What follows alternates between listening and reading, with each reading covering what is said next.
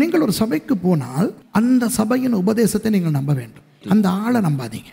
நீங்கள் எந்த சபைக்கு போனாலும் அற்புத அடையாளங்கள் இருக்கிறபடினால் அந்த சபையில் இருக்க வேண்டாம். நீங்கள் ஒரு சபைக்குள்ளே இருக்க வேண்டாம். அந்த சபையிலே அற்புத அடையாளங்கள் தீர்க்க தரிசனங்கள் இருக்கிறபடினால். நீங்கள் ஒரு சபைக்குள்ளே இருக்க வேண்டாம். அந்த சபை பெரிய பிரபலமான சபை என்றபடினால். உங்கள் மேய்ப்பர் உங்களுக்கு சரியான ஆவிக்குரிய மன்னாவை போஷிக்கிறார் என்று தெரிகின்ற சபைக்குள்ளே மாத்திரம் நீங்கள் இருங்கள். இன்றைக்கு பெரிய பெரிய பிசாசுகள், எசபேல்கள் உலகத்தில் இருக்கின்றன. ஆகவே நமது மக்களை நாம் தான் காப்பாற்ற வேண்டும். இந்த எசபேலின் ஆவி இன்றைக்கு குடும்பங்களை, சபைகளை, கிறிஸ்தவர்களை, ஊழியர்களை தாக்கிக் கொண்டிருக்கிறது.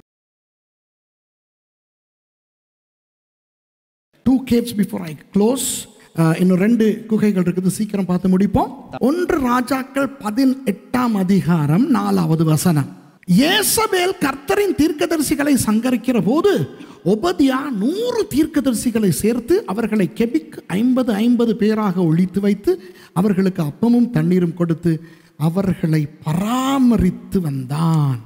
இந்த கெபிக்கு நான் வைத்திருக்கிற பெயர் என்ன தெரியுமா? பாதுகாப்பின் பராமரிப்பின் குகை.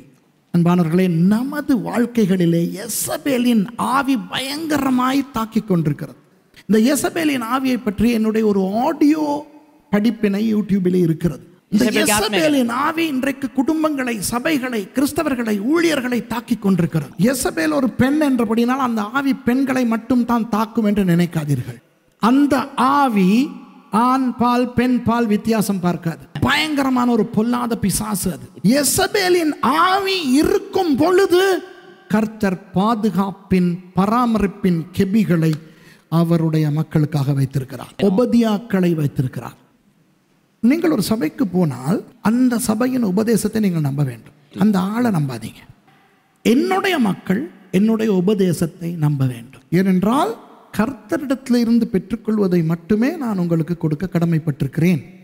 நான் உங்களுக்கு கர்த்தருடைய வார்த்தையை பழுதில்லாமல் கற்றுக் கொடுக்கின்றேன் என்ற நம்பிக்கை உங்களுக்கு இல்லாவிட்டால், அப்படி வார்த்தையை மட்டும் கற்றுக் கொடுக்கின்ற ஒரு சபையை தேடி நீங்கள் இங்கிருந்து போயே ஆக வேண்டும். நீங்கள் எந்த சபைக்கு போனாலும் அற்புத அடையாளங்கள் இருக்கிறபடினால் அந்த சபையில் இருக்க வேண்டாம். நீங்கள் ஒரு சபைக்குள்ளே இருக்க வேண்டாம். அந்த சபையிலே அற்புத அடையாளங்கள் தீர்க்க தரிசனங்கள் இருக்கிறபடினால். நீங்கள் ஒரு சபைக்குள்ளே இருக்க வேண்டாம். அந்த சபை பெரிய பிரபலமான சபை என்றபடினால். உங்கள் மேய்ப்பர் உங்களுக்கு சரியான ஆவிக்குரிய மன்னாவை போஷிக்கிறார் என்று தெரிகின்ற சபைக்குள்ளே மாத்திரம் நீங்கள் இருங்கள். ஏனென்றால் பாஸ்டர்மாரே, நீங்கள் கவனியுங்கள், நீங்களும் கவனியுங்கள். ஊழியக்காரர்களாகிய நாம் ஒபதியாவை போல இருக்க வேண்டும். ஒபதியா தான் எசபேலை பார்க்கிறார், ஆகாபை பார்க்கிறார், வெளியே நடமாடுகிறார். அவர் தான் எசபேலுக்கு முகம் கொடுத்து கொண்டிருக்கிறார். ஆனால் 2 கெபிகளுக்குள்ளே கர்த்தருடைய தீர்க்கதரிசிகளை ஒழித்து வைத்து இவர் வெளியே இருந்து அப்பமும் தண்ணீரும் கொடுத்து அவர்களை பாதுகாக்கிறார், அவர்களை போஷிக்கிறார். இன்றைக்கு பெரிய பெரிய பிசாசுகள், எசபேல்கள் உலகத்தில் இருக்கின்றன. ஆகவே நமது மக்களை நாம் தான் காப்பாற்ற வேண்டும். கர்த்தர் நமக்கென ஒரு பாதுகாப்பு கெபியை கொடுத்திருக்கிறார். நமக்கென ஒபதியாக்களை வைத்திருக்கிறார். அவர்கள் மூலமாய் நமக்கு போஷணையை தந்து கொண்டிருக்கிறார். அதற்கு ஆமென் சொல்லுவோமா? கடைசியாக 7வது கெபி 1 ராஜாக்கள்